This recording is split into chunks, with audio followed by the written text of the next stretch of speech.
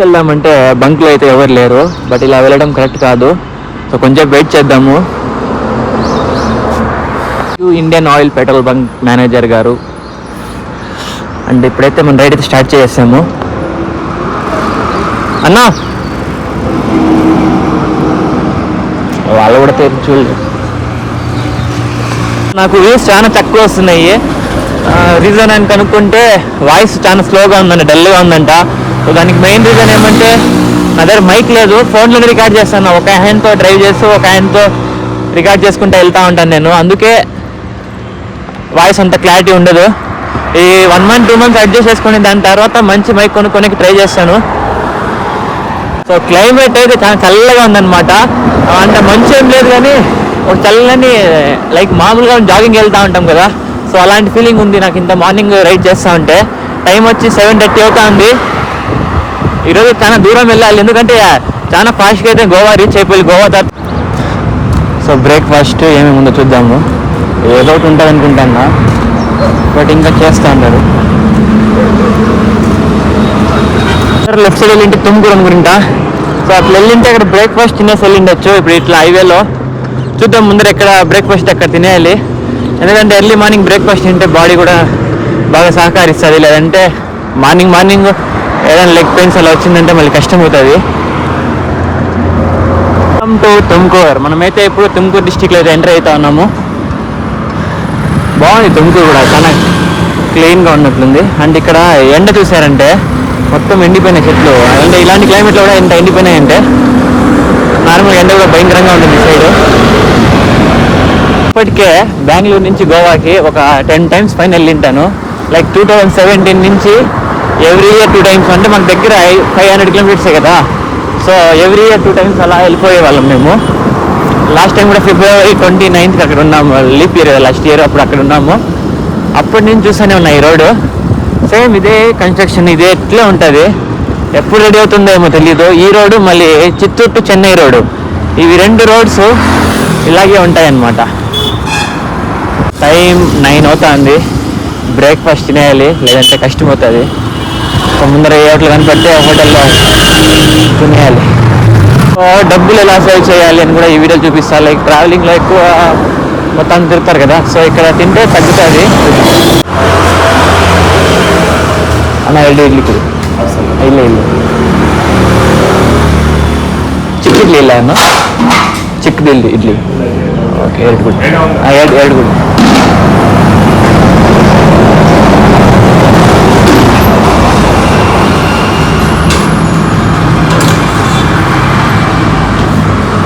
Breakfast అనిపిస్తా అంటే ఇది ఉప్మా లాగా ఉంది, బట్ ఇడ్లీనే.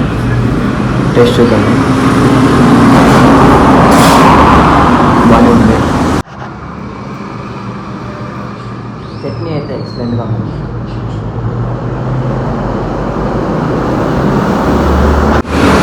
ಅಣ್ಣ ಆಗಿದೆ ಅಣ್ಣ.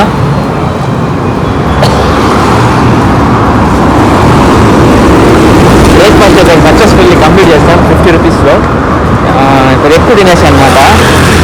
నార్మల్ ఇడ్లీ అనుకుని 2 ఇడ్లీ తీసుకున్నా, అది వచ్చి 30 ఇడ్లీ అంటారు కదా, అది ఫుల్ అయిపోయింది.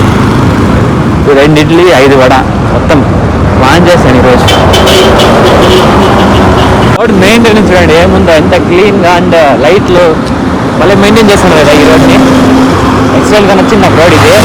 ఇదే రోడ్లో ఒక మంచి బైక్ కానీ మంచి కార్ కానీ వెళ్తే అట్లే ఎక్కడ బ్రేక్ వేసే పని కూడా లేదు, అంత నీట్గా ఉన్నాయి, అంత వెడల్పోయేది. 6 లైన్ ఇది, ఏ పక్క 3 ఆ పక్క 3 ఉన్నాయి. సో మ్యాక్సిమమ్ స్పీడ్గా వెళ్ళొచ్చు, ఒక 100 ఈజీగా వెళ్ళొచ్చు. అంటే వెళ్ళే వాళ్ళు 100, 120, 140 అలా వెళ్తారు. బట్ 100లో వెళ్ళి కంట్రోల్లో ఉండాలి మన వెహికల్, మన కంట్రోల్లో ఎప్పుడు.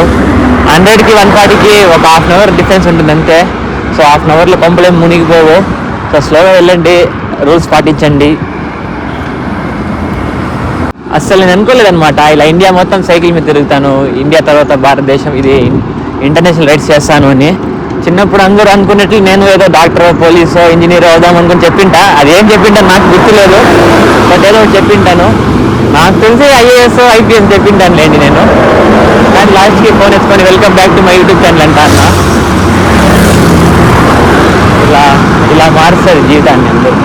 ఏదైనా మనం అనుకున్నట్లు జరిగిపోతే జీవితం ఎందుకు పోతుంది అంటే చాలా మంది చేస్తారు, అది మనం కూడా ఫాలో అవ్వాల్సిందే.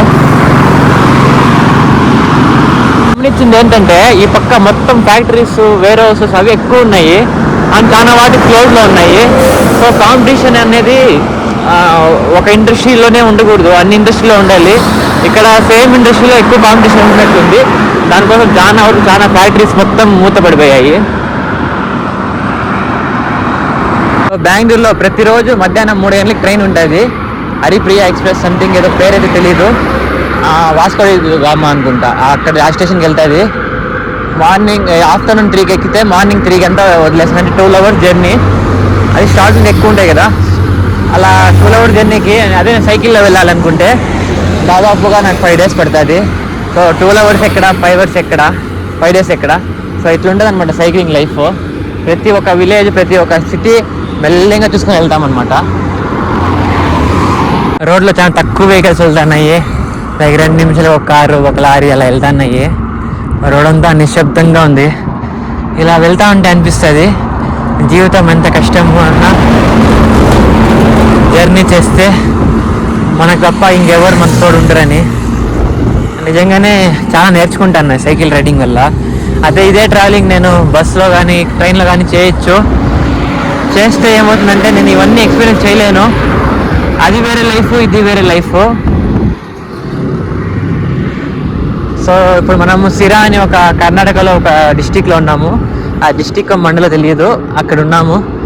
ఇంకా మ్యాక్సిమం రేపు దావణగిరికి వెళ్ళిపోతాము. ఎల్లుండి గోవాలో బార్డర్కి రీచ్ అయిపోతాం అనుకుంటున్నాను.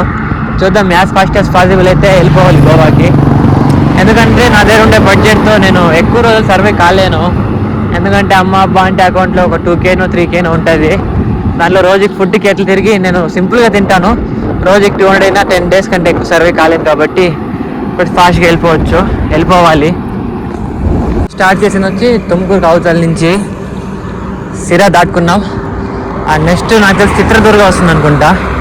సో ఇంకొంచెం కొన్ని కిలోమీటర్స్ తర్వాత రెస్ట్ తీసుకోవాలి, ఎందుకంటే ఎండ భయంకరంగా అయిపోయింది. సో ఒక 1 hour 2 hours రెస్ట్ తీసుకోలేదు, ఎందుకంటే మార్నింగ్ నుంచి బ్రేక్ తప్ప ఎక్కడ బ్రేక్ తీసుకోలేదు. And 11 kilometers MRPL petrol pump ఉంది. సో ఆ పెట్రోల్ పంప్లో కొంచెం ఒక 1/2 hour 1 hour అంటే ఒక 1 hour ఈజీగా రెస్ట్ తీసుకుంటాను. దాంతో మళ్ళీ కంటిన్యూ చేస్తా 4:30 వరకు. న్యాచురల్ కొబ్బరి నూనె అనమాట. అండ్ ప్రూవ్ చూడడానికి ఎండి కొబ్బరి కూడా కవర్లు వేసి పెట్టారు. అంతే, మొత్తం చెట్లన్నీ ఇక్కడే ఉన్నాయి, టెంకాయ చెట్లు. అండ్ ఫ్యాక్టరీ కూడా ఇక్కడ దగ్గరలోనే ఎక్కడ లోపల ఉండొచ్చు, దానికోసమే ఇక్కడే పెట్టి అమ్ముతున్నారు అనుకుంటా. సైకిల్కి వెళ్తే ఏం పడినట్లుంది, అదే తక్కువ వెళ్తా ఉంది. సో అలా ఏం లేదనమాట, డౌన్ ఉంది, దానికోసం అదే తక్కువ వెళ్తా ఉంది. కొంత దూరము మళ్ళీ స్టాప్ అయిపోతుంది, మళ్ళీ మనమే తొక్కాలి. మరి బ్యాటరీ ఉందని అసలు అనుకోవద్దండి, గేర్ కూడా లేదు దీనికి బ్యాటరీ యాడ్ ఉంటుంది. జస్ట్ 3,000 పెట్టి కొన్న సెకండ్స్లో. చిన్నప్పుడు ఇట్లా వెళ్ళే వాళ్ళము, ఇట్లా స్కూల్కి వెళ్ళేటప్పుడు, కాలేజ్కి వెళ్ళేటప్పుడు. మీకు గుర్తుందో లేదో, నాకైతే బాగా గుర్తుంది. ఇప్పుడు కాళ్ళు పెట్టాలంటే పెద్ద మనం కూడా దానికి తగినట్లు ఐస్లో ఇంతవరకు ఏం చేయలేము. So wild craft luggage bags carry మామూలు స్కూల్ బ్యాగ్స్ ఉన్నాయి కదా, అది కంపెనీ ఇక్కడే మ్యానుఫ్యాక్చర్ అయ్యేది, మెయిన్ ఇండస్ట్రియల్ ఏరియా ఇది. ఇంకోటి ఏమంటే సిరా అనేది చాలా హిస్టారికల్ ప్లేస్ అనమాట. Like Indian army and political parties అన్నీ ఇక్కడి నుంచి షురూ అయినాయి.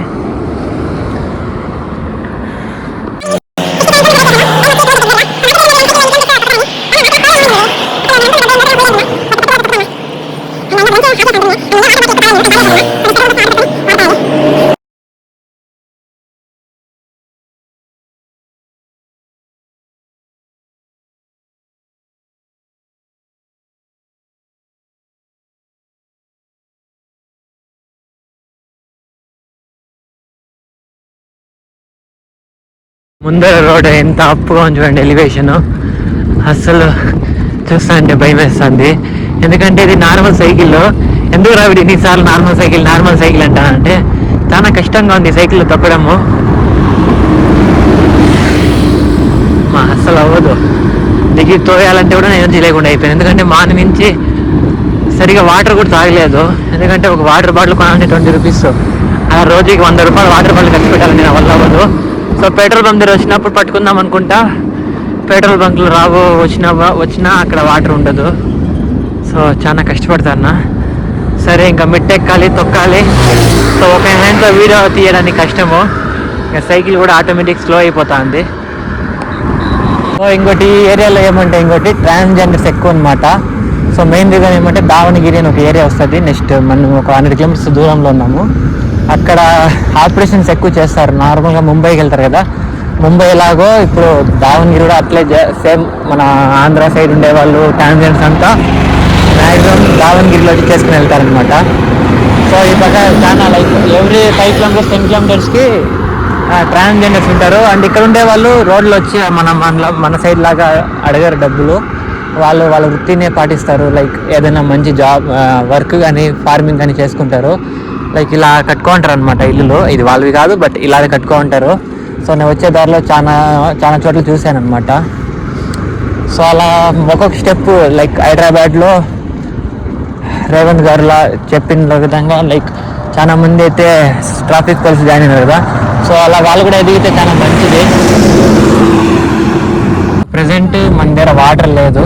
అండ్ ఇక్కడ చూస్తే ఇక్కడ బోర్వెల్ ఇప్పుడు ఫ్రెష్గా వేసినట్లున్నారు. సో ఇలాంటి చోట మనం వాటర్ పట్టుకోవచ్చు, ఏం ప్రాబ్లం అయితే ఏం కాదు.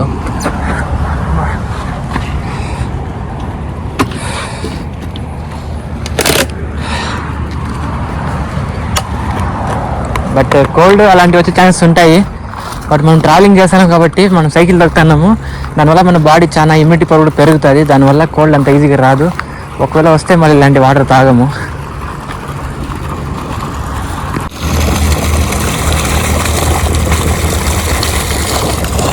బట్ ఇది వాటర్ ఎందుకు కలర్ కొద్దిగా చాలా వైట్గా ఉంది. అండ్ రీసెంట్గానే వేసినట్లున్నారు, అందుకే తాగి చూద్దాం ఎట్లుంటుంది. గ్యాస్ ఏదో ఉన్నట్లుంది, చూడ బబుల్స్గా ఉంది. అండ్ సౌండ్ కూడా లైట్గా మామూలుగా మనం థమ్స్అప్ ఓపెన్ చేసి వస్తుంది కదా, అలా వస్తుంది. తాగుదామా వద్దామని తాగేద్దాము, ఏమైతే అది మళ్ళీ చూసుకుందాం. కొంచెంసేపు రెస్ట్ తీసుకోవాలనిపిస్తుంది. బట్ రెస్ట్ తీసుకొని ఇక్కడ ప్లేస్ లేదు. మొత్తం వాటర్ తాగేసి కొంచెం సైకిల్ పెట్టుకున్నాను. మొత్తం గల్లు అంటే తూగొస్తుంది. మా ముందర ఎక్కడైనా ఒక మంచి చెట్టు చూసి చెట్టు కింద ఒక హాఫ్ అన్ అవర్ రెస్ట్ తీసుకోవాలి. అంటే బాడీ ఊనం అయిపోతుంది. ఇంకా తినలేదు. ఏదైనా హోటల్ అయినా మంచి తక్కువ బడ్జెట్ హోటల్ వస్తాయని చూస్తున్నా, కానీ అన్ని దాబాలు అవి ఇవి వస్తున్నాయి. ఇలాంటి పెద్ద పెద్ద హోటల్స్ మనం అక్కడ తినే రేంజ్ కాదు మంది. హోటల్ ఇది అద్యార్ ఆనంద భవన్. అండ్ సూపర్గా ఉంటుంది ఇక్కడ టేస్ట్. నాలుగు చాలాసార్లు తినింటాను నేను బెంగళూరులో ఉన్నప్పుడు. ఇప్పుడు రైడ్లో మన దగ్గర ఏదో 1500 ఉందని మనం ఇక్కడ తినేస్తే మళ్ళీ ఒకరోజు అంతా కష్టంగా తినాలి. ఎందుకంటే అడ్జస్ట్ చేసుకుని వెళ్ళాలి. ఎందుకంటే ఒకరోజు 2 రోజులు ట్రిప్ అయితే మనం అడ్జస్ట్ చేసుకుని ఎంతో తినొచ్చు. బట్ ఇది ఒకరోజు 2 రోజులు కాదు, ఒక 1 మంత్ కానీ 10 days, minimum 10 days 15 days trip ఇది. సో ఇలాంటి టైంలో ఎంజాయ్మెంట్కి పోకూడదు. కష్టపడతాం కాబట్టి కష్టపడుతూనే వెళ్ళాలి. ఏదైనా చిన్న హోటల్ వస్తుంది చూస్తాను కానీ రావడం లేదు. నేను బాగా గమనించింది, రోడ్ దగ్గర మొత్తం సబ్వేస్ పెట్టేశారు. ఒక కార్ వెళ్తుంది సబ్వేలో, బాగా పెద్దగానే పెట్టారు. అండ్ ఒక సైడ్ వచ్చి స్టెప్స్ పెట్టారు, ఇంకో సైడ్ వచ్చి మామూలు కార్ వెళ్ళడానికి ఈజీగా ఉండేదానికి పెట్టారు. సో మనం ఆ పక్క స్టెప్స్ చూసాం కదా, ఈ పక్క కార్ వెళ్ళడానికి ఈజీగా పెట్టారు. అండ్ సేమ్ మొత్తం ఈ పక్క నుంచి ఆ పక్క సబ్వే ఆ పక్క వెళ్ళిపోవచ్చు అనమాట. ఎందుకంటే ఈ పక్క నుంచి ఆ పక్క రోడ్ క్రాస్ చేసేటప్పుడు చాలా యాక్సిడెంట్స్ అవుతాయి ఈ రోజులో. ఎందుకంటే చాలా ఓవర్ స్పీడ్లో వెళ్తా ఉంటాయి వెహికల్స్. ఎందుకంటే ట్రాఫిక్ ఏమి ఉండదు ఇక్కడ, 6 lanes కదా, అది మ్యాటర్. సో పీకల వరకు వచ్చేసింది ప్రాణము. అసలు ఏమంటే మనం ఇక్కడ నుంచి గోవాకి 2 days, మళ్ళీ అక్కడ ఒక 10 days రైడ్ అయితే కంప్లీట్ చేసేయాలి 10 days లోపల. దాని తర్వాత బెంగళూరుకి వచ్చేసి కొన్ని డేస్ ఏదైనా చిన్న వర్క్ చూసుకొని డబ్బులు సేవ్ చేసుకొని మళ్ళీ ఆ లోపల రామన్న వచ్చేస్తాడు థైలాండ్ నుంచి. ఆ లోపల డబ్బులు సేవ్ చేసుకొని మంచి రైడ్ అయితే ప్లాన్ చేయాలి ఈసారి. ఎందుకంటే ఇప్పుడు నా దగ్గర ఉండే డబ్బులతో నేనైతే కంటిన్యూ చేయొచ్చు 1 month రైడ్. బట్ మళ్ళీ రామన్న వస్తే మళ్ళీ ఏం చేయలేకపోతే రిటర్న్ రావాల్సి వస్తుంది. అందుకే ఫాస్ట్గా కంప్లీట్ రెస్ట్ తీసుకుంటున్నాం. ఇంకా చూద్దాం నైట్ ఇక్కడ స్టే చేస్తామంటే ఇంకొంచెం ముందరికి వెళ్తాము. టైం వచ్చి 4 అవుతుంది. ఒక 1 hour రైడ్ చేసి ఇంకొంచెం ముందర వెళ్తా. లేదో ఇక్కడ స్టే బాగుంది అనుకుంటే ఇక్కడే ఉంటాను.